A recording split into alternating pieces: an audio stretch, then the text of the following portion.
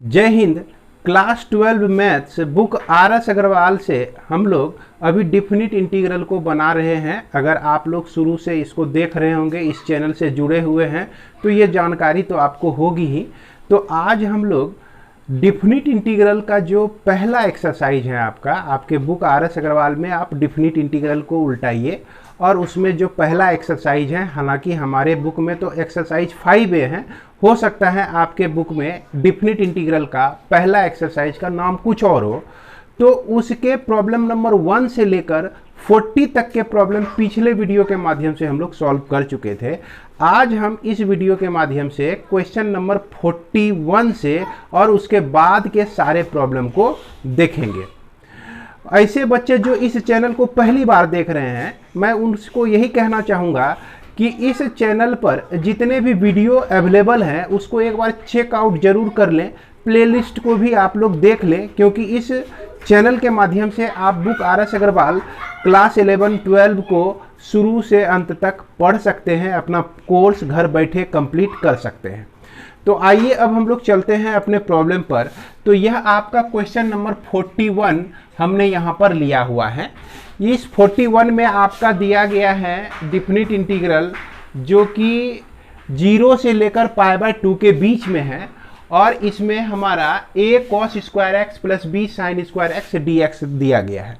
हालांकि इस तरह के प्रॉब्लम तो आप पिछले इंटीग्रेशन में, इनडिफिनिट इंटीग्रेशन में बहुत बनाए होंगे, लेकिन यहाँ थोड़ा सा अंतर हो जाता है, यही कि इसमें लिमिट आ जाता है। तो लिमिट आने से घबराना नहीं है, और इसको भी उसी तरह से हम लोग सॉल्व करते हैं। 0 से लेकर π/2 हो गया a, और याद कीजिए cos स्क्वायर एक्स को हम लोग लिख सकते हैं 1 प्लस cos 2x/2 लिख सकते हैं। यह ट्रिगोनोमेट्री का फॉर्मूला है भैया। और इसको लिख सकते हैं 1 माइनस cos 2x/2 लिख सकते हैं, और यह आपका dx हो गया। अब इसी चीज़ को हम लोग सॉल्व करेंगे। यह 0 से लेकर π/2 तक है ही।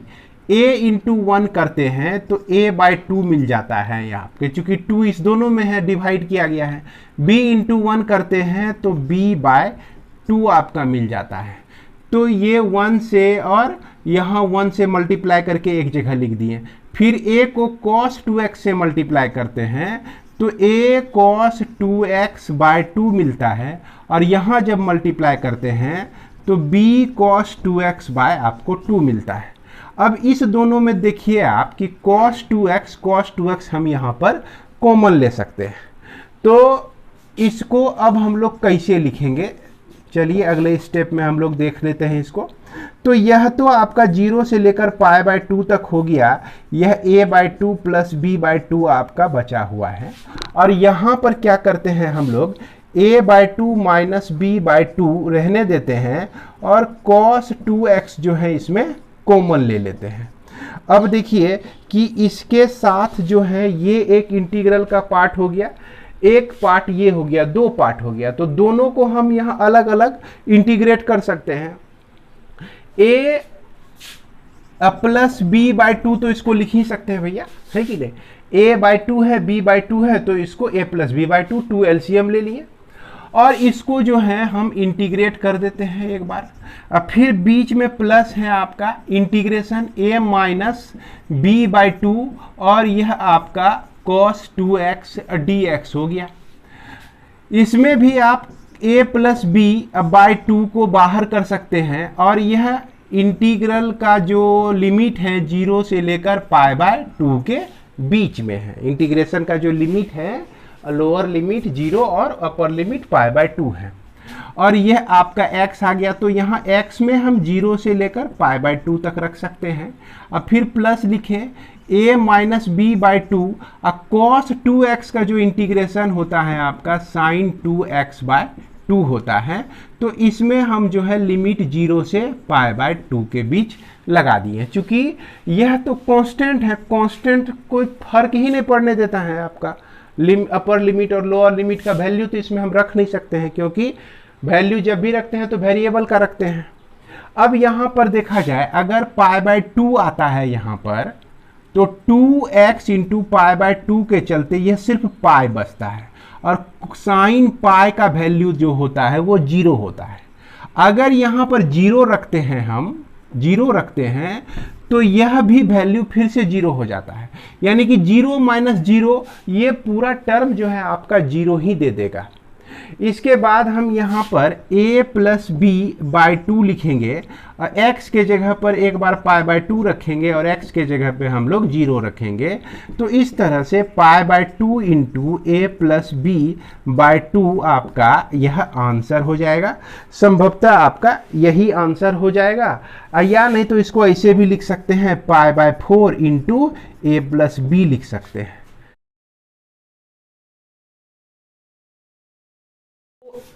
दूसरा प्रॉब्लम हमारा है tan x plus cot X का होल स्क्वायर dx, और यह लिमिटिंग वैल्यू पाई बाय 3 से लेकर पाई बाय 4 के बीच में है।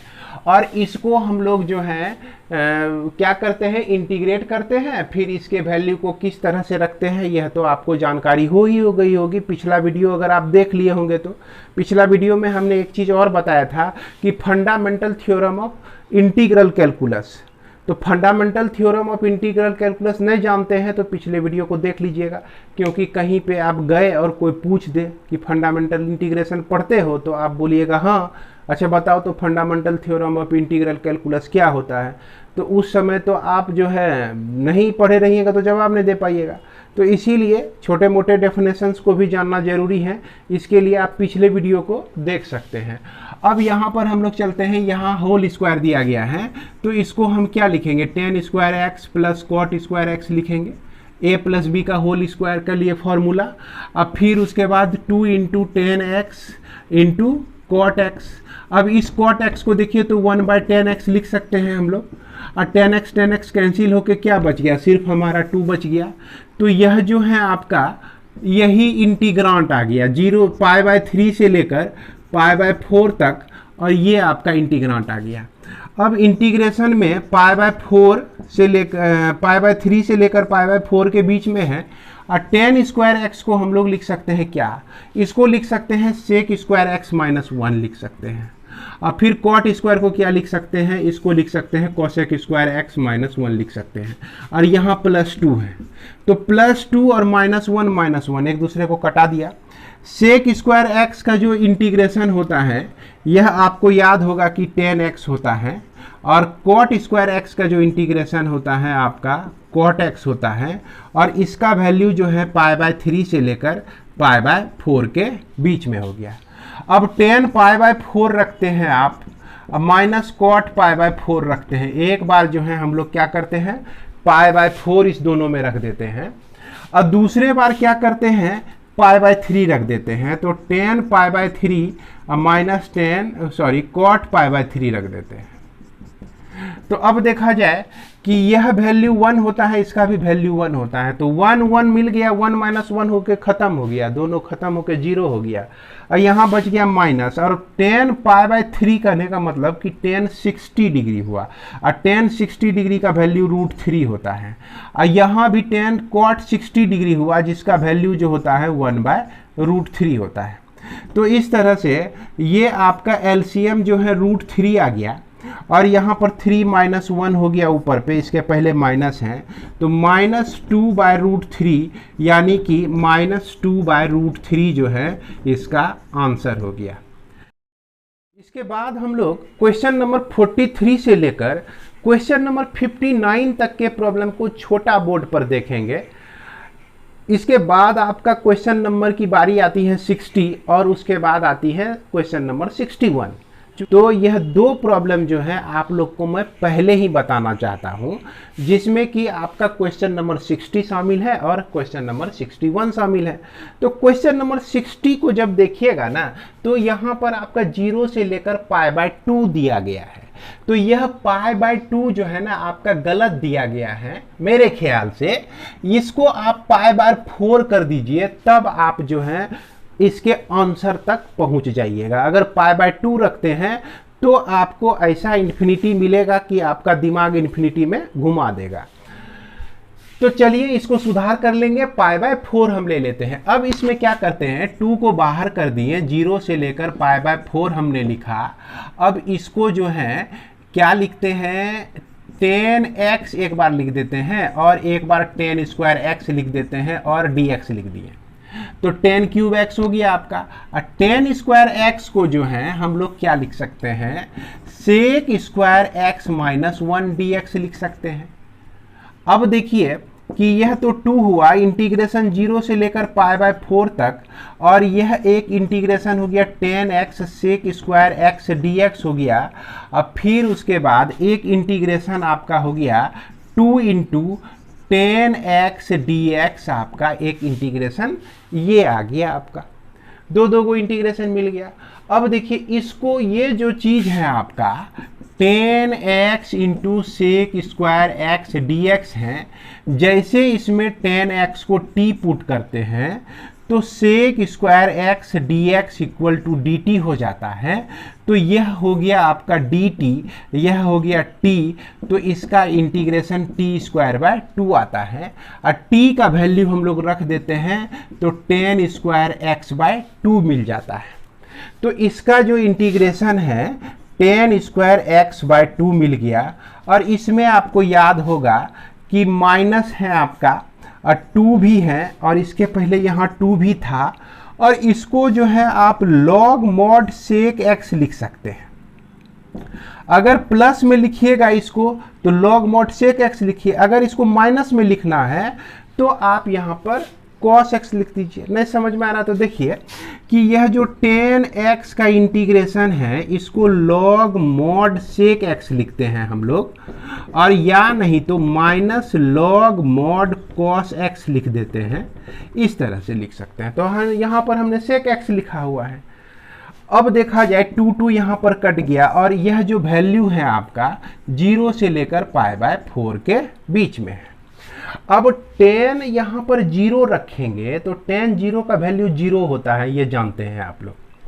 और उसके बाद सेक 0 का वैल्यू जो होता है यह आपका 1 होता है। अब इसके सबसे पहले वैल्यू हम π/4 को रखते हैं, तो π/4 रखेंगे तो इसका वैल्यू 1 होता है। 10 π/4 यानी 10 45 का वैल्यू 1 होता है, तो 1 हो गया। अब -2 इंटू लॉग, अब देखिए सेक π/4, तो π/4 कहने का मतलब 45 डिग्री, सेक 45 का वैल्यू जो होता है वो आपका √2 होता है कि नहीं? क्या होता है? √2 होता है। तो इससे हमको ये वैल्यू मिल गया। अब फिर माइनस बीच में लिखेंगे, 0 हो जाएगा इसका वैल्यू, अब फिर -2 लॉग हो जाएगा आपका, और सेक 0 का वैल्यू जो होता है 1 होता है। याद कीजिए भाई, सेक 0 का जो वैल्यू होता है, चूंकि cos 0 का वैल्यू 1 और 1 का उल्टा 1, और यहाँ भी यह चीज़ जो है 0 ही हो गया, क्योंकि log 1 जो होता है उसका वैल्यू क्या होता है? 0 होता है। तो इसलिए हमारा यह भी खत्म हो गया, ये भी -2 इंटू 0 होके बर्बाद हो गया, मरकट हरा गया, हराने दीजिए इसको। तो यहाँ बच गया आपका 1 - 2 इंटू लॉग √2 बचा। तो √2 का मतलब 2 पर पावर हाफ होता है, समझे? और ये जो पावर होता है ना, ये लॉग के पहले आ सकता है, तो 1/2 इंटू लॉग 2 हो गया। ये 2 कट के आपको फाइनली 1 - log 2 मिल जाता है। क्या मिल जाता है? 1 - log 2 मिल जाता है स्क्वायर। तो इस प्रॉब्लम में क्या कीजिए, हालांकि इसमें एक चीज मेरा छूट रहा है कि इसका लिमिटिंग वैल्यू जो है आपका दिया गया है 1 से लेकर 2 के बीच, 1 से लेकर 2 के बीच। तो इसमें क्या करते हैं हम लोग कि 5x का स्क्वायर अब by x square plus 4x plus 3 है, इसमें हम प्लस कर दिए 20x प्लस 15 -20x प्लस -15, यानी कि 20x को ऐड भी कर दिए माइनस भी कर दिए, 15 ऐड किए तो 15 माइनस किए। तो ऐसा करने से क्या फायदा हुआ सर? फायदा हुआ, देखिए क्या फायदा हुआ कि अगर यहाँ पर ऊपर पे हम 5 कॉमन ले लें तो x square plus 4x plus 3 अब बाय, है ना, अब -20x माइनस 15, और यह x square plus 4x plus 3 इस तरह से है। अब यहाँ पर क्या करेंगे, एक बार जो है इससे भी डिवाइड कर देंगे और इसको भी डिवाइड कर देंगे, तो यह जो इसका रूप जो हो जाएगा आपका 5 into X square plus 4x plus 3 by X square plus 4x plus 3 minus 20x plus 15 by X square plus 4x plus 3। चूंकि दोनों को मिला के इससे डिवाइड किया गया है, तो अलग अलग करेंगे तो इसको भी डिवाइड करेंगे और इसको भी डिवाइड करेंगे। अब बीच में माइनस ले लिए हैं हम लोग, तो यहाँ माइनस कॉमन आ गया है, जिसके चलते यहाँ पे हमारा प्लस हो गया। ये दोनों कट किया, क्या बचा 5 बचा, अब माइनस 20x प्लस 15 अब बाय। अब देखिए इसको अगर फैक्टराइज कीजिएगा तो इसका फैक्टर जो है x प्लस 3 x प्लस 1 और यह x प्लस 3 आ जाएगा आपका। अब इसको मल्टीप्लाई करके देख लेते हैं, x स्क्वायर हुआ, अब फिर 1x, अब फिर 3x, तो 4x हो गया, 1 इंटू 3 तो 3 हो गया। यानी कि इसको जब फैक्टराइज कीजिएगा तो आपका ये आ जाएगा। क्लियर है? तो इस चीज को देख रहे हैं ना, इस चीज को जो है हम लोग क्या लिख दिए, इतना हम लोग लिख सकते हैं। तो जब इतना आप सॉल्व कर लिए, तो इतना सॉल्व करने के बाद देखिए आपका जो ये इंटीग्रेशन है इसको हम लोग किस तरह से लिख सकते हैं। एक ठो तो आपका 5 आ गया, अब फिर है माइनस 20x प्लस 15 है आपका, अब बाय x प्लस 1 और यह आपका x प्लस 3 है, और इसी को हमको इंटीग्रेट कर देना है किस लिमिट के बीच, 1 से लेकर 2 के बीच में। तो यहाँ जो देख रहे हैं ना, इसको हम लोग पार्शियल फ्रैक्शन इंटीग्रेशन हम लोग क्या किस आधार पे कर सकते हैं, पार्शियल फ्रैक्शन करके कर सकते हैं। अब कैसे करेंगे इसको देखिए, यहाँ पर आप लेट कीजिए 20x plus 15 by X plus 1 और यह x प्लस 3 को a by X plus 1 plus b by X plus 3u, और इसी चीज को देखिए 20x plus 15 equal to a into X plus 3 और b इंटू एक्स प्लस 1 लिख सकते हैं। अब पुट करके जो हम बताए थे, आप लोग को यादें होगा हमरे ख्याल से, है ना, पिछले वीडियो में हमने बता दिया है। x के वैल्यू को -1 पुट कीजिए, तो यहाँ -1 रखने से ये 0 हो जाता है, यहाँ -1 रखने से आपका आता है 2a, और इधर -1 रखने से -20 प्लस 15 आता है। तो इस तरह से a का वैल्यू जो है -5/2 निकल जाता है आपका। a का जो वैल्यू हमारा निकल गया -5/2 निकल गया। इसके बाद हम क्या करते हैं, x इक्वल टू -3 रख देते हैं।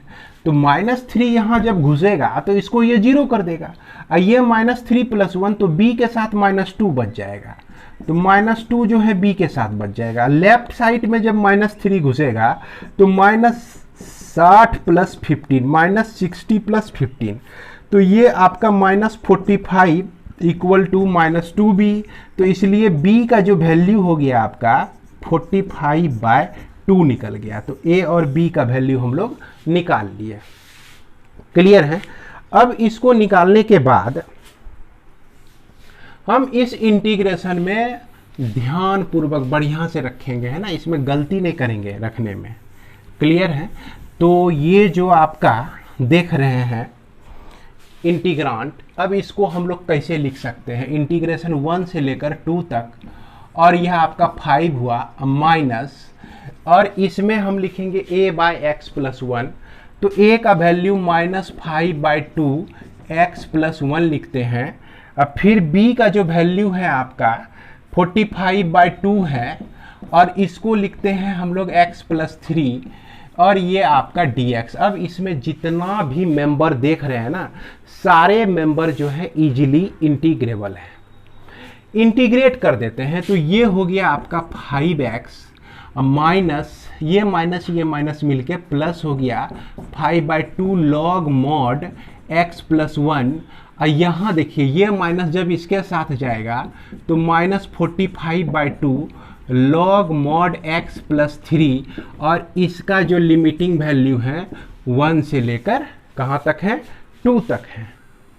तो अब इसको देखिए हम लोग किस तरह से सॉल्व कर सकते हैं।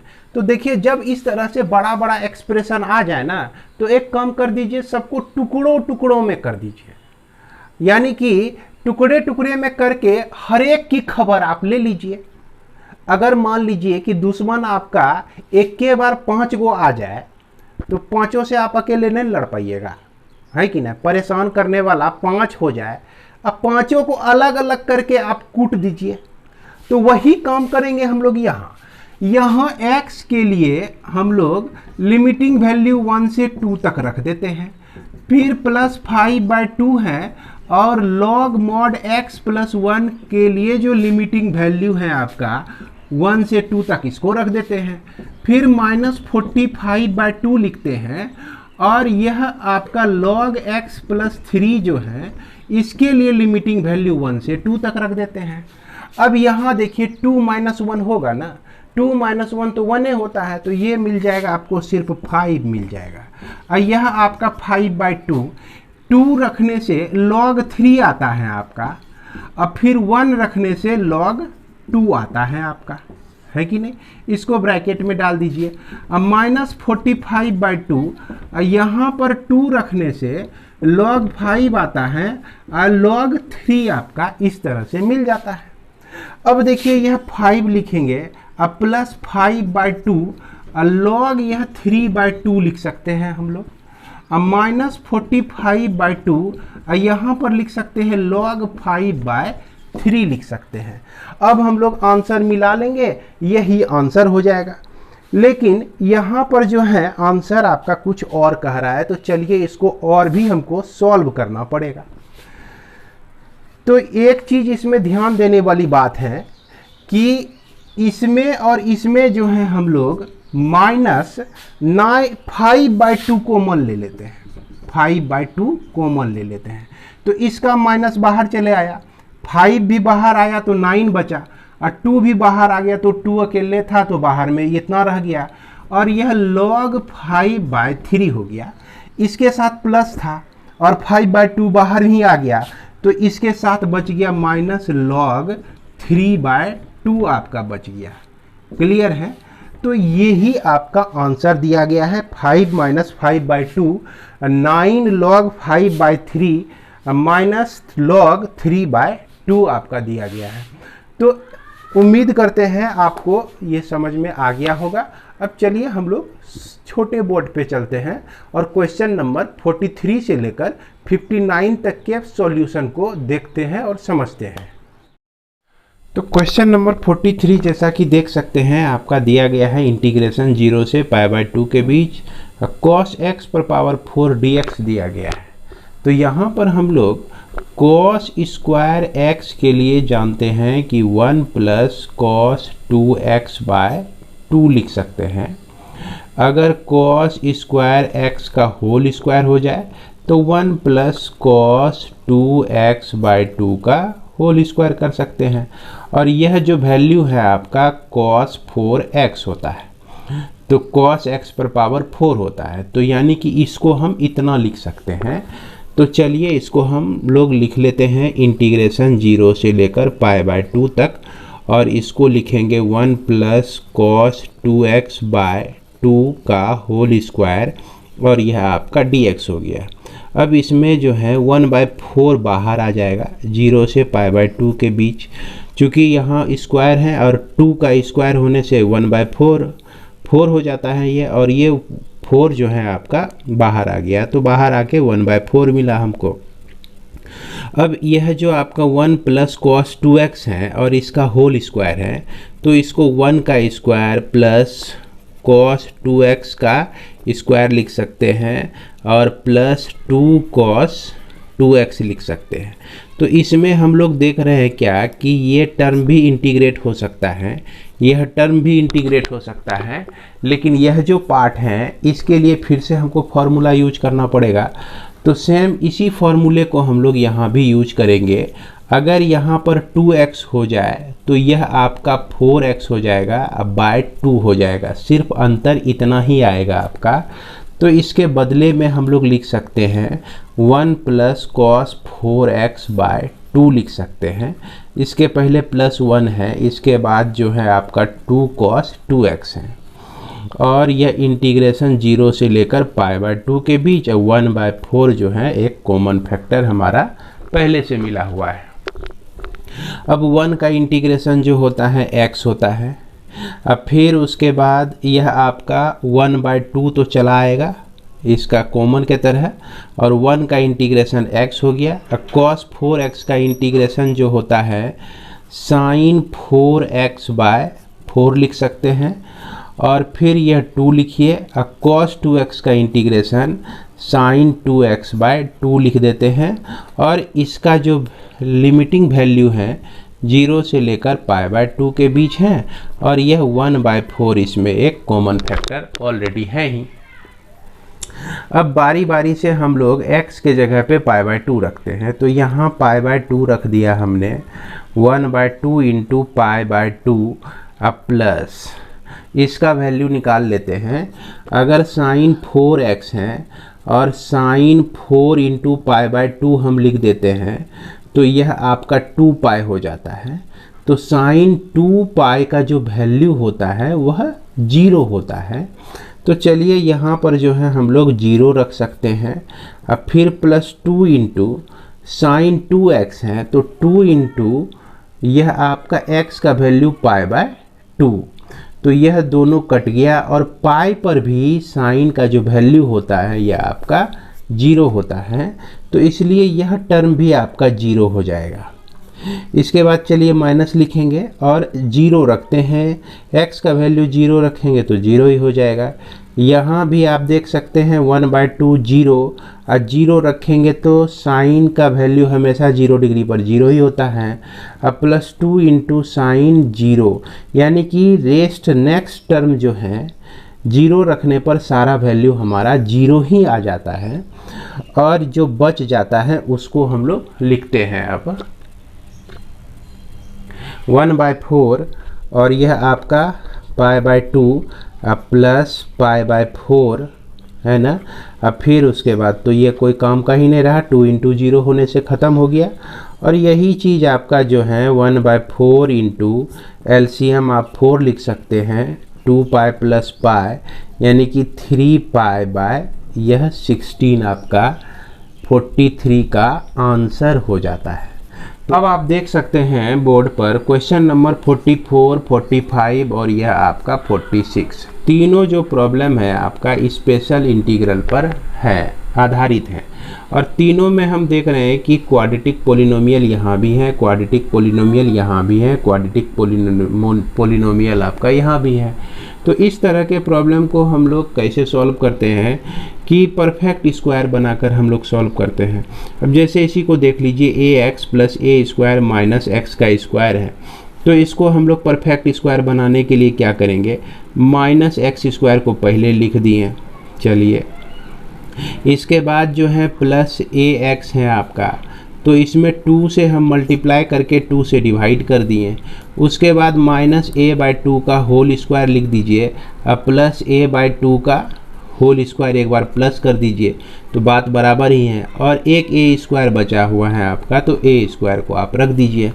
तो इससे क्या हो गया कि a स्क्वायर को पहले लिख देते हैं, और फिर उसके बाद प्लस a/2 का होल स्क्वायर लिख देते हैं, और इस तीनों में अगर माइनस कॉमन ले लें हम, तो यह आपका x square minus 2 into x into a/2 plus a/2 का होल स्क्वायर, इस तरह का कुछ एक्सप्रेशन आ जाता है, जिसको हम लोग लिख सकते हैं x माइनस a/2 का होल स्क्वायर लिख सकते हैं। और इसके पहले जो है आपका यह क्या हो जाएगा, 5a का स्क्वायर बाय 4 हो जाएगा। तो यह देखिए, इस इंटीग्रल को अब हम लोग क्या लिख सकते हैं, इंटीग्रेशन dx बाय 5a√5a/2 का होल स्क्वायर लिख सकते हैं यहाँ पर आप, और इसके बदले में यही चीज़ लिख दीजिए, x माइनस a/2 का होल स्क्वायर लिख सकते हैं, और यह इंटीग्रेशन जो है 0 से लेकर a के बीच में है। अब यहाँ पर देखा जाए कि यह जो है आपका special integration dx by a square minus X square पे आ जाता है, जो कि होता है 1/2a log mod ए प्लस एक्स बाय ए माइनस एक्स प्लस सी होता है। तो ए के जगह पर देख रहे हैं आप √5/a/2 है। एक्स स्क्वायर के जगह पे x माइनस a/2 का होल स्क्वायर है आपका। तो इसके ऊपर जब हम बिठा देते हैं तो 1/2a, यह आपका 1/2a, a का वैल्यू √5a/2 हो गया इंटू लॉग मॉड, है ना, a प्लस एक्स लिखेंगे तो √5a/2 माइनस प्लस लिख दीजिए x minus a/2 by √5a/2 minus x minus a/2 लिख देते हैं।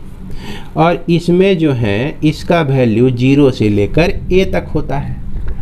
अब 0 अगर हम रखते हैं, a वैल्यू को रखते हैं, तो यहाँ तो कोई फ़र्क नहीं पड़ता है, आपका 1/√5a आपको मिलता ही है, यह कॉमन फैक्टर के रूप में। लॉग के साथ जब हम लोग a रखते हैं तो ये देखिए कि यह लॉग मॉड हो जाता है √5a/2 plus a minus a/2, x के जगह पे a रखते हैं तो यह मिलता है आपका a/2, फिर नीचे √5a/2, फिर माइनस a/2 मिलता है, और फिर उसके बाद हम लोग माइनस लिखेंगे और यही चीज़ आ जाएगा 1/√5a आ जाएगा, लॉग हो जाएगा। अब इसके बाद लॉग के साथ √5a/2 लिखेंगे और यहाँ पर x का वैल्यू 0 रखते हैं तो माइनस a/2 आता है, और यहाँ पर x का वैल्यू 0 रखते हैं तो आपका प्लस a/2 आता है। तो इस तरह के प्रॉब्लम को बनाने में हड़बड़ाना नहीं है, बड़ी ठंडे दिमाग से बनाते रहना है और सॉल्व करने की कोशिश करना है। इसके बाद इसमें हम लोग क्या करेंगे कि 1/√5a तो इसके साथ है ही, और यह आपका लॉग है। अब √5a/2 और a/2 है आपका, तो यह हो जाएगा √5a प्लस a हो जाएगा, और यहाँ पर मिल जाएगा √5a माइनस a आपको मिल जाएगा। क्यों? क्योंकि 2 एलसीएम लेंगे तो 2 दोनों का कट ही जाएगा, इसके नीचे भी 2 आएगा, इसके नीचे भी 2 आएगा, तो दोनों का 2 कट जाएगा। अब फिर माइनस 1/√5a हुआ, और यह आपका log mod √5a minus a by √5a plus a आपको यहाँ पर मिल जाता है। अब 1/√5a को कॉमन के तरह ही अगर लें तो यह आपका log m minus log n का फॉर्म होता है, जिसको हम लोग लिख सकते हैं √5a plus a by √5a minus a by √5 plus a minus a by √5a plus a, इस तरह से हम लोग लिख सकते हैं। और इसी चीज़ को क्या लिखेंगे, √5a लिखेंगे, और यह लॉग में क्या हो जाएगा, ये दोनों आपस में मल्टीप्लाई हो जाएगा, तो √5a प्लस a का होल स्क्वायर हो जाएगा, और यह √5a माइनस a का आपका होल स्क्वायर हो जाएगा। क्लियर है?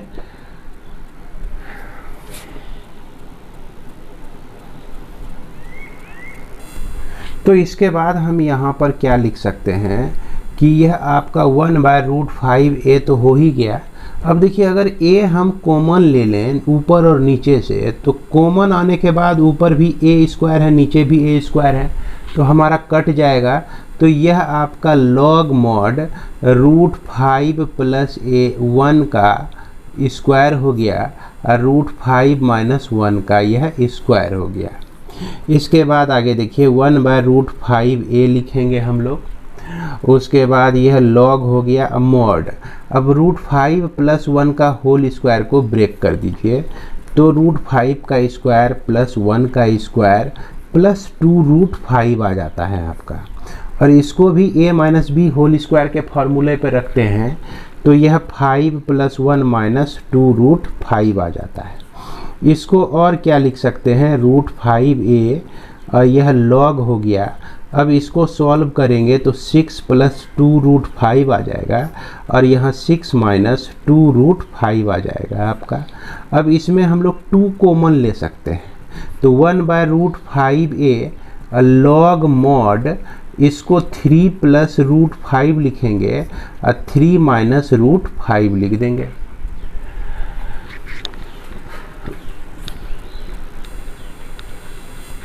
तो अब जब इतना लिख दिए, अब इसमें हमको फिर क्या करना है कि फिर इसके कंजुगेट से मल्टीप्लाई कर देना है। तो 3√5/3 + √5 से मल्टीप्लाई कर देना है। तो यह आपको मिल जाएगा 1/√5a log mod। अब हमारा फाइनल रिजल्ट आ जाएगा। 3 3 जा 9 होता है, √5 का स्क्वायर जो होता है 5 होता है, और यह आपका प्लस 3 2 जा 6 √5 मिल जाएगा। और नीचे भी आपका देखिए 3 का स्क्वायर माइनस √5 का स्क्वायर मिल जाएगा। इस तरह से 1/√5a log, यह आपका मिल गया 14 + 6 √5/4 मिल गया। अब क्या करना है, 2 कॉमन ले लीजिए इसमें। तो 2 जब कॉमन ले लीजिएगा तो आपको 1/√5a तो बचेगा ही, और यह log, और यहाँ 2 कॉमन लिए तो 7 + 3 √5 बचा, अब /2 बच गया। एक 2 नीचे ऊपर आपका कट जाएगा। तो हालांकि यही आपका आंसर दिया गया है, और आप देख सकते हैं कि यहाँ आपका इंटीग्रेट होने के बाद जो है जो भी कैलकुलेशन है हमारा इसके बाद ही आता है। तो हड़बड़ाइएगा नहीं, आराम से बनाइएगा, है कि नहीं। और जितना लॉन्ग प्रोसेस में जितना एक एक स्टेप को डिफाइन करके समझ के बनाइए, वह आपके लिए उतना ही फायदेमंद है।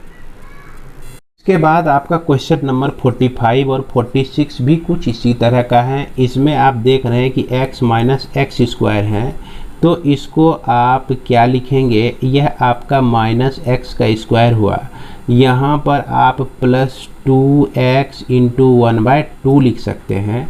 अब फिर इसके साथ क्या कीजिए कि -1/2 का स्क्वायर कर दीजिए एक बार, और एक बार +1/2 का स्क्वायर कर दीजिए, और इसमें आप स्पेशल इंटीग्रेशन लगा दीजिए। और इसको आप क्या लिख सकते हैं, 1/2 का स्क्वायर -x - 1/2 का होल स्क्वायर।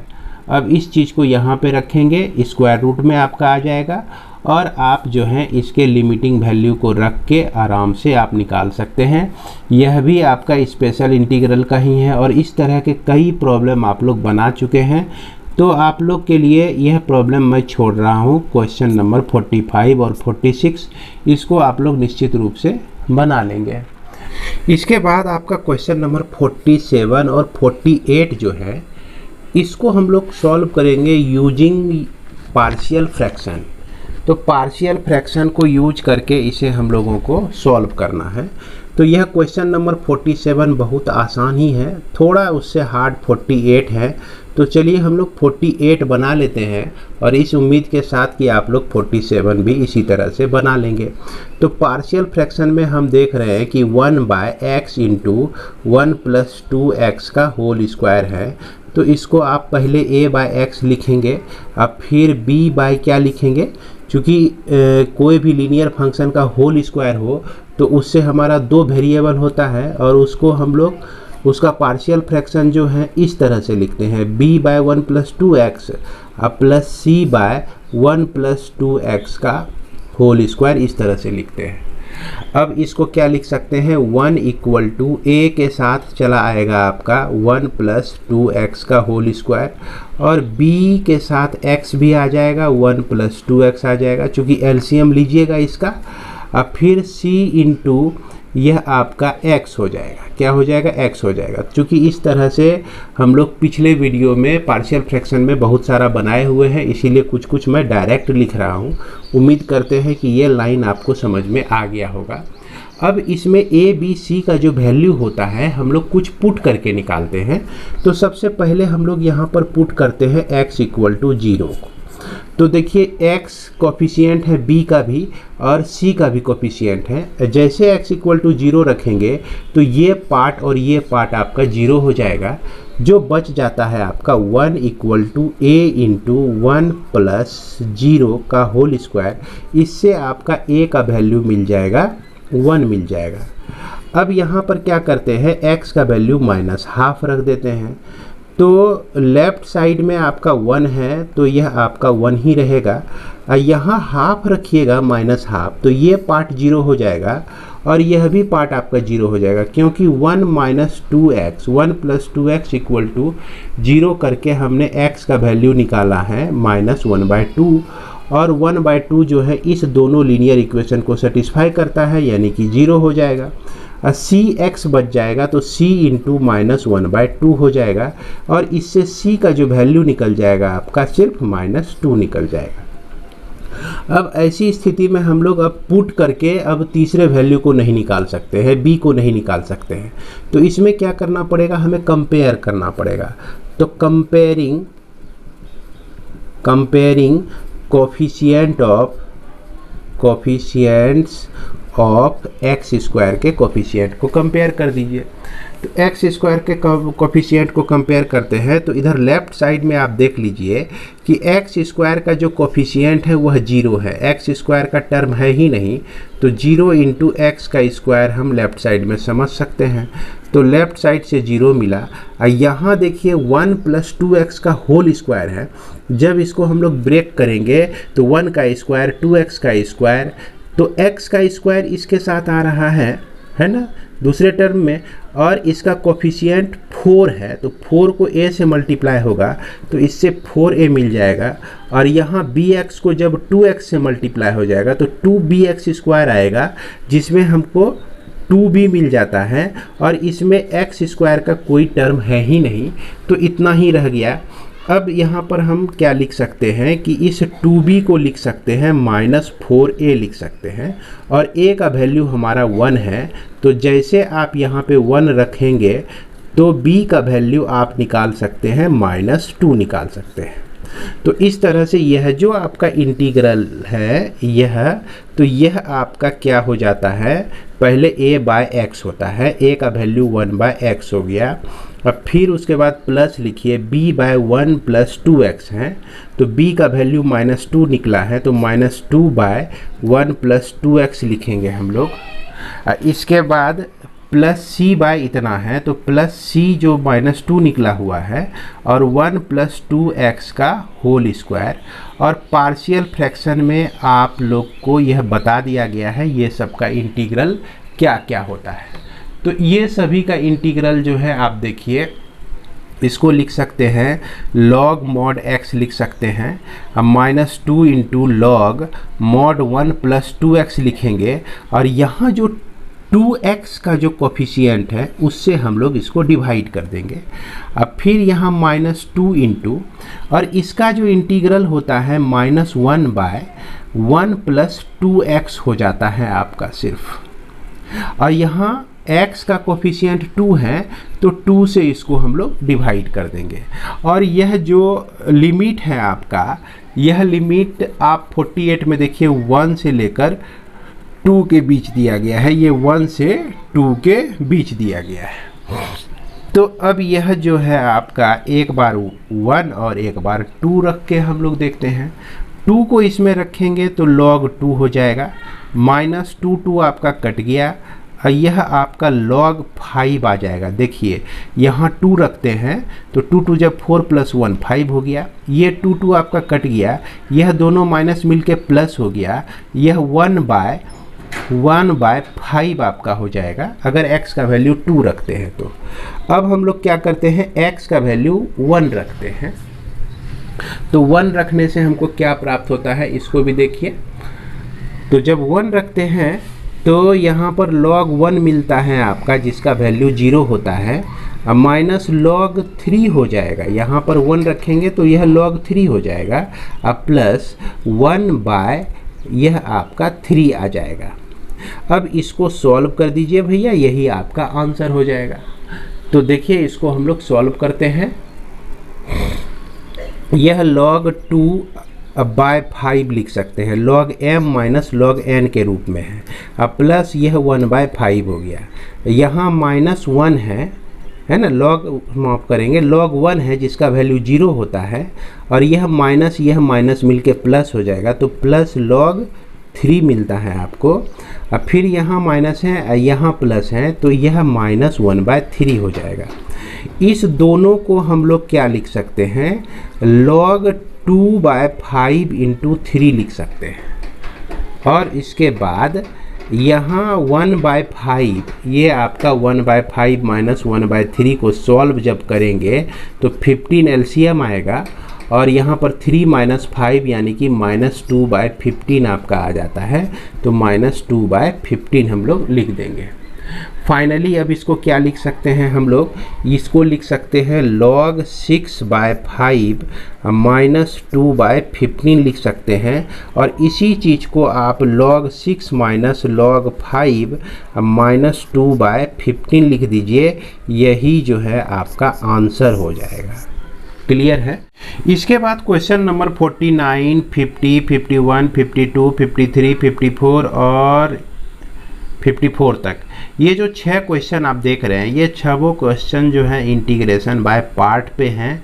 और इसमें हम देख रहे हैं कि 2 फंक्शन हैं, एक एल्जेब्रिक फंक्शन, एक ट्रिगोनोमेट्रिक फंक्शन, एक एल्जेब्रिक फंक्शन, एक ट्रिगोनोमेट्रिक फंक्शन, एक एल्जेब्रिक फंक्शन, एक ट्रिगोनोमेट्रिक फंक्शन। तो इस तरह के बहुत सारे प्रॉब्लम हम लोग इंटीग्रेशन बाय पार्ट में बना चुके हैं। तो यहाँ पर हम क्या करते हैं कि एक आपको 49 बता देते हैं, दूसरा 50 बता देते हैं। अगर 50 बता देंगे तो 51 आप बना ही लेंगे, 52 भी उसी तरह का है कुछ। उसके बाद आपको 53 बताते हैं। क्लियर है। तो इस 6 क्वेश्चन में 3 क्वेश्चन को हम लोग लेते हैं और सॉल्व करते हैं। तो इसमें सबसे पहला जो 49 है आप देख सकते हैं, यह आपका है इंटीग्रेशन x e⁻x dx है, और इसका जो लिमिटिंग वैल्यू है 0 से लेकर 1 तक है। तो इसके रूल के हिसाब से अगर हम x e⁻x का इंटीग्रेशन करें, है ना, तो यह आपका हो जाता है x कांस्टेंट रखेंगे, इंटीग्रेट करेंगे e⁻x को, फिर माइनस लिखेंगे और डिफरेंशिएट करेंगे x को, अब फिर e⁻x को जो है इंटीग्रेट कर देते हैं। अब फिर सभी को इंटीग्रांट मानते हुए फिर से हम इसको इंटीग्रेट कर देते हैं। तो ये हमको मिलता है x e⁻x, और यहाँ देखिए dx हमने छोड़ दिया है, और x का इंटीग्रेशन 1 होता है, डिफरेंशिएशन 1 होता है, और e⁻x का जो इंटीग्रेशन होता है e⁻x dx हो गया। तो ये आपका x e⁻x - e⁻x मिल गया। और यहाँ x आप e⁻x जो है कॉमन अगर ले लेते हैं तो हमारा बच जाता है x - 1 बच जाता है। तो सबसे पहला काम क्या कीजिएगा, इसको जो है आप इंटीग्रेट कर लीजिएगा। अब जो है आपका जो इंटीग्रल का प्रॉब्लम है 0 से लेके 1 तक x e⁻x dx जो दिया गया है, इसको इंटीग्रेट किए तो ये हमारा फंक्शन निकला हुआ है x - 1 e⁻x × x - 1। इसको आप जो है लिमिट लगा सकते हैं इसमें 0 से लेकर 1 तक। तो यह आपका हो गया e⁻1 1 - 1। ये एक कहानी तो ख़त्म हुआ आपका। अब 0 का कहानी शुरू करते हैं। तो 0 e⁻0 हो गया और 0 - 1 हो गया। तो 0 का भी कहानी हमारा ख़त्म हो गया। e⁻1 रहे कुछ भी रहे, लेकिन 1 - 1 0 होता है, तो इसीलिए यह पार्ट तो आपका 0 हो गया। और यहाँ पर e⁻0 का वैल्यू 1 होता है और 0 - 1 है आपका, तो -1 × -1 जो है +1 हो जाएगा, और यह आपका आंसर हो जाएगा। इसके बाद हम लोग चलते हैं क्वेश्चन नंबर 50 को सॉल्व करेंगे। तो 50 में आपका जैसा दिया गया है x² cos x dx दिया गया है, और यह 0 से लेकर π/2 के बीच में है। तो इसमें हम सबसे पहले x² cos x dx को इंटीग्रेट करके इसका जो वैल्यू होता है उसको निकाल लेते हैं। काहेला हम इस लिमिट को ढोते रहेंगे सब जगह, तो इसको लेने की ज़रूरत नहीं है। पहले हम लोग इसको इंटीग्रेट कर लेते हैं। तो इसके हिसाब से अब देखिए, यहाँ मैं डायरेक्ट कुछ यूज करने जा रहा हूँ। x² को कांस्टेंट रखेंगे और cos x का जो इंटीग्रेशन हो जाएगा आपका sin x हो जाएगा। फिर माइनस आता है, x² का डिफरेंशिएशन होता है जो कि 2x होता है, और cos x का इंटीग्रेशन जो कि आपका sin x होता है और dx होता है। अब देखिए यह x² sin x आपको मिल जाता है यहाँ पर। इसके बाद जो है ये 2 आपका बाहर निकल गया। अब यहाँ पर अगेन इंटीग्रेशन बाय पार्ट को हम यूज करेंगे। x आपका कांस्टेंट है, साइन x का जो इंटीग्रेशन होता है माइनस कॉस x होता है, तो इसके पहले माइनस लगा दिए, अब फिर माइनस लिखेंगे हम लोग, इंटीग्रेशन करेंगे। अब फिर x का, चूँकि 2 बाहर कर लिए हैं, x का जो डिफ्रेंशिएशन होता है ये 1 होता है, और साइन x का जो इंटीग्रेशन होता है यह माइनस कॉस x होता है, तो यह माइनस यहाँ अगर डाल देते हैं तो यह आपका प्लस हो जाता है। तो इस तरह से हमको मिला x स्क्वायर साइन x मिला, minus minus plus 2x cos x यहाँ पर मिल जाता है, और कॉस x का जो इंटीग्रेशन होता है आपका साइन x होता है, तो -2 साइन x हो जाएगा। तो यहाँ ध्यान से लिखना है, ये 2 जो है इसके साथ आ गया और cos x का इंटीग्रेशन जो है साइन x हो गया, तो ये आपका इंटीग्रल मिलता है। अब हमारा जो प्रॉब्लम है यही चीज़ है, तो इस चीज़ यह प्रॉब्लम रहेगा तो 0 से लेकर π/2 x स्क्वायर कॉस x का जो इंटीग्रल हमारा ये चीज़ निकला, इसका वैल्यू 0 से लेकर π/2 के बीच हम लोग निकाल लेंगे। अब यहाँ ध्यान से हम लोग क्या करते हैं, x के जगह पर π/2 रखते हैं, तो π/2 यानी π²/4 हो गया। साइन π/2 का जो वैल्यू होता है यह 1 होता है। अब +2 इंटू π/2 लिखेंगे। अब cos π/2 का वैल्यू 0 होता है। अब -2 इंटू साइन π/2 का वैल्यू 1 होता है। तो ये कहानी ख़त्म हुई π/2 के लिए। अब कहानी शुरू होती है 0 का, तो इसमें 0 रखेंगे तो 0 ही हो जाएगा, और इसमें 0 रखेंगे तो 0 हो जाएगा। साइन x 0 डिग्री और यहाँ भी साइन 0 डिग्री, तो बच जाएगा ये। लेकिन यह भी नहीं बचेगा क्योंकि इसके साथ ये x है और x का वैल्यू यहाँ 0 रखेंगे, cos x का वैल्यू कुछ भी हो तो 0 ही हो जाएगा। तो ये सारा जो है आपका 0 0 ही हो जाता है। अब इसी को हम लोग सॉल्व करते हैं। यह π²/4 मिलता है, 2 यहाँ कट गया, प्लस पाई मिला, और उसके बाद यह आपका -2 मिलता है। तो इस तरह से क्वेश्चन नंबर 50 में जो है हमको मिला, इसका एलसीएम 4 ले लेते हैं, और यह π² प्लस 4π -2। तो यहाँ पर आपका π²/4 हो गया, ये इंटू 1, और 2 इंटू पाई इंटू 0 है, तो यह तो आपका 0 ही हो जाएगा। अब फिर यह आपका -2 बच गया, तो यानी कि π²/4 -2 यही आपका क्या हो जाता है, आंसर हो जाता है। इसके बाद हम लोग बढ़ते हैं क्वेश्चन नंबर 53 में। तो क्वेश्चन नंबर 53 में भी वही चीज़ करना है कि पहले आप इंटीग्रेट कर लीजिए x³ साइन 3x को इंटीग्रेट कर लीजिए। तो इसमें क्या हो जाएगा, x³ कांस्टेंट रहेगा, और साइन 3x का जो इंटीग्रेशन होता है -cos 3x/3 लिखेंगे, फिर माइनस लिखिए आप। उसके बाद डिफरेंशिएट कर दीजिए x³ को, तो 3x का स्क्वायर होता है x³ का डिफरेंशिएशन, और इसके साथ -cos 3x/3, और यह आपका dx हो जाएगा। 3 यहाँ से कैंसिल हो गया, तो आपको मिला -x³/3 cos 3x मिल गया, और इसमें देखिए plus integration x² cos 3x dx आपका मिल जाता है। अब यह जो है अगेन पार्शियल, यह जो है इंटीग्रेशन बाय पार्ट से फिर आगे सॉल्व होगा। तो चलिए इसको बढ़ाते हैं हम लोग, यहाँ पर लिखना शुरू करते हैं। x³/3 लिखे, cos 3x लिख दिए, और फिर प्लस। अब देखिए यहाँ x² को कांस्टेंट रखते हैं, cos 3x का जो इंटीग्रेशन होता है साइन 3x/3 होता है, माइनस बीच में लिखेंगे, और x² का जो डिफरेंशिएशन होता है वह 2x होता है, और इंटीग्रेशन तो cos 3x का निकाले ही हैं आप, साइन 3x बाय क्या लिखेंगे, 3 लिखेंगे, और यह आपका dx हो जाएगा। अब अगेन इसको जो है हम लोग ब्रैकेट को हटा के लिख देते हैं एक बार, तो cos 3x हो गया, अब माइनस ये plus x²/3 into sine 3x हो गया, और यह -2 into integration 2/3 into integration x sine 3x, और यह आपका dx हो गया। तो इस तरह से हम देखते हैं कि अगेन यहाँ इंटीग्रेशन बाय पार्ट हम लोग को लगाना पड़ेगा। तो चलिए फिर से लगाते हैं, -x³/3 cos 3x लिख दीजिए आप, अब प्लस एक्स स्क्वायर बाय 3, अब साइन 3x लिख दीजिए। अब थोड़ा सा ज़्यादा ही दिमाग लगा के यहाँ पर सॉल्व करके लिख दीजिए। x को कांस्टेंट रखेंगे, साइन 3x का जो होता है cos 3x बाय 3 जो कि माइनस में आता है, तो इसके पहले हम माइनस डाल दिए, फिर माइनस तो रहेगा ही, इंटीग्रेशन x का जो डिफरेंशिएशन होता है वो 1 होता है, और माइनस cos 3x बाय 3 यहाँ आएगा जो कि इसको प्लस कर देगा, cos 3x बाय 3 dx हो जाएगा। तो cos 3x बाय 3 dx का जो इंटीग्रेशन होता है sin 3x होता है, sin 3x बाय 3 होता है। तो चलिए यहाँ पर फाइनली हम लोग लिख देते हैं sin 3x बाय 3 पहले से था और 3 इसका भी आया, तो यह आपका 9 हो गया। क्लियर है।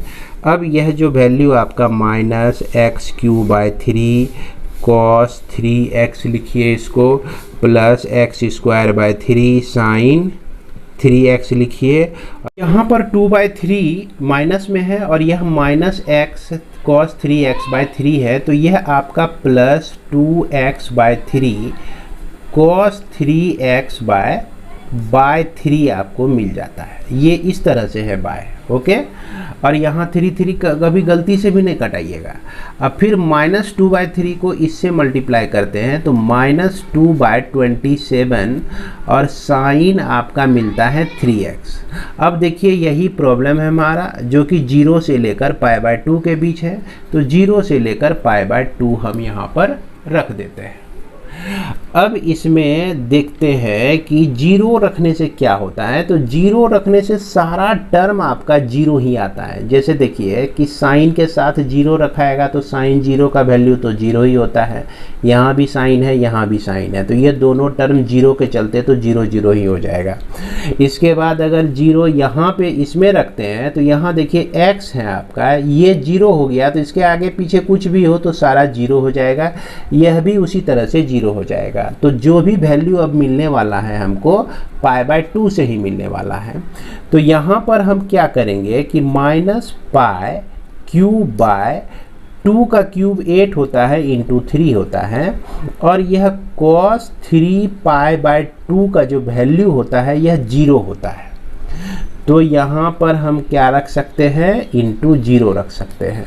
अब फिर x² बाय 3 है, यानी कि π² 4 × 3 लिखते हैं। अब cos 3π/2 माफ करेंगे साइन 3π/2, जिसका वैल्यू जो होता है -1 होता है, और यह 2π/2 × 3, और यहाँ cos π/2 रखेंगे तो इसका वैल्यू 0 आ जाएगा। अब -2/27 रह जाएगा, और साइन π/2 3π/2 जिसका वैल्यू -1 होता है। तो यह वैल्यू हमको सिर्फ यहाँ मिल रहा है और यहाँ मिल रहा है, तो इससे हमको मिल रहा है -π² 12 मिल रहा है, और इससे मिल रहा है +2/27। तो इस तरह से हम इसको क्या लिखेंगे, 2/27 पहले लिख देंगे और फिर -π² 12 को बाद में लिख देंगे। तो यही हमारा इंटीग्रल हो जाएगा। उम्मीद करते हैं कि आप लोग को इतना बड़ा प्रॉब्लम समझ में आ रहा होगा। इसके बाद आपका क्वेश्चन नंबर 55 और 56 जो है इंटीग्रेशन बाय पार्ट का ही प्रॉब्लम है, और इसमें लॉगरिथमिक फंक्शन है। तो लॉगरिथमिक फंक्शन जो होता है आईलेट में दूसरे स्थान पे आता है, और उसके बाद अलजेब्रिक फंक्शन जो है बाद में आता है। तो इसीलिए लॉगरिथमिक फंक्शन जो होगा फर्स्ट फंक्शन होगा, और अलजेब्रिक फंक्शन जो होगा आपका सेकेंड फंक्शन हो जाएगा। तो इस स्थिति में हम क्या करेंगे, यहाँ तो सिर्फ लॉगरिथमिक फंक्शन है, तो इसको इंटीग्रेट करने के लिए इसको 1 से मल्टीप्लाई कर देंगे, और हम लोग इसको इंटीग्रेशन बाय पार्ट इसमें लगा देंगे। और 56 में देखिए थोड़ा सा कॉम्प्लिकेटेड आपको लग रहा होगा, तो चलिए हम लोग 56 को ही सॉल्व करते हैं। तो 56 देख सकते हैं कि आपका यही दिया गया है, log x बाय और 1 + x का होल स्क्वायर। तो इसमें हम लोग क्या करेंगे कि इसको पहले इंटीग्रेट कर लेते हैं, log x by 1 plus X का होल स्क्वायर को इंटीग्रेट कर लेते हैं। तो यहाँ log x को कांस्टेंट रखेंगे और इंटीग्रेट कर लेंगे 1 बाय 1 प्लस एक्स का स्क्वायर dx को, फिर माइनस लिखते हैं। अब फिर डिफरेंशिएट करेंगे log x को जो कि 1 बाय एक्स होता है, और इसका जो इंटीग्रेशन होगा -1 बाय 1 प्लस एक्स हो जाएगा। भैया इस तरह के प्रॉब्लम को हम लोग बहुत जगह सॉल्व कर चुके हैं, अब हमको लगता है कि आपको दिक्कत नहीं होनी चाहिए। तो ये हो गया हमारा, और यह आपका log x ही हो गया, और यहाँ पर -1 बाय 1 प्लस एक्स लिख दिए हम लोग। अब फिर ये माइनस माइनस मिलके प्लस हो गया, इंटीग्रेशन। यहाँ पर आप जो है पार्शियल फ्रैक्शन का उपयोग कर सकते हैं। किसका उपयोग कर सकते हैं? पार्शियल फ्रैक्शन का। तो पार्शियल फ्रैक्शन में देखिए, इसको मैं डायरेक्ट लिखता हूँ, तो इसको आप लिख सकते हैं 1 by X minus 1 by X plus 1 लिख सकते हैं। अब देखिए minus log x by 1 plus X लिख दिए, अब प्लस log mod x हो जाएगा इसका इंटीग्रल, और इसका integral minus log mod x plus 1 हो जाएगा, और यही आपका क्या मिल गया? इंटीग्रल मिल गया। अब इसका लिमिटिंग वैल्यू 1 से लेकर 3 तक है, 1 से लेकर आपका 3 तक है। किसका भैया? log x by 1 plus X का होल स्क्वायर dx का 1 से लेकर 3 तक है।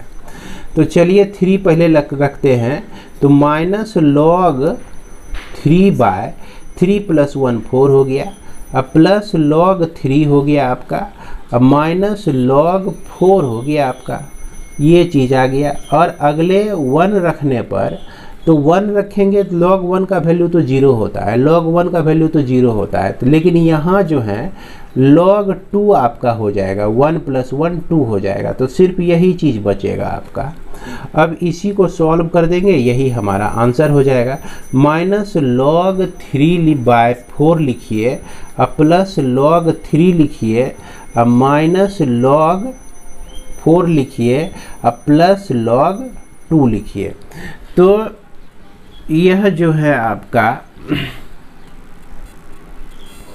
इस तरह से सॉल्व कर सकते हैं इसको। ये 4 इसका एलसीएम हो गया, माइनस log 3 बचा, यहाँ पर 4 log 3 आ गया आपका। अब देखिए इस 4 को हम 2 का स्क्वायर लिख सकते हैं, ये जो स्क्वायर है यह आपका इधर चला आएगा, ये 2 आपका इधर चलाएगा। अब 2 log 2 है, अब प्लस log 2 है, ये दोनों आपस में मिलकर आपको log 2 दे देगा, माइनस log 2 दे देगा। अब इसमें आप क्या लिख सकते हैं? 3 बाय 4 log 3 लिख सकते हैं, इसको लिख सकते हैं 3 बाय 4 log 3 लिख सकते हैं, अब माइनस log 2 लिख सकते हैं। तो इस तरह से यही जो है आपका क्या हो जाता है? आंसर हो जाता है। इसके बाद जो आपका क्वेश्चन नंबर है ना 57 है, 58 है, 59 है, इस तीनों प्रॉब्लम को आप इंटीग्रेशन बाय पार्ट में बना चुके हैं। अगर देखना चाहते हैं तो आइए आपको हम दिखाते हैं कि यह जो क्वेश्चन नंबर 57 है, सेम एज यहाँ पर आप देख सकते हैं क्वेश्चन नंबर 31 है, जिसको आप ऑलरेडी इंटीग्रेट करने के लिए तो जान ही रहे हैं।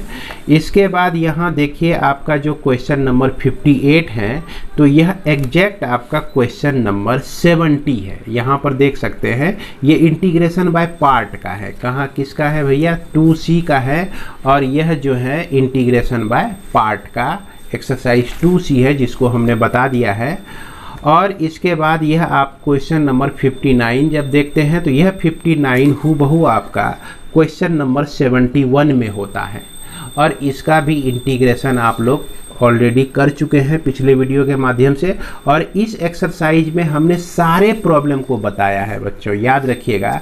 इंटीग्रेशन बाय पार्ट में जो है आपका शुरू का 1-2 प्रॉब्लम छूटा हुआ है, लेकिन इधर के सारे प्रॉब्लम का वीडियो में हमने डिस्कशन किया है, तो आप यहाँ से भी जाके देख सकते हैं।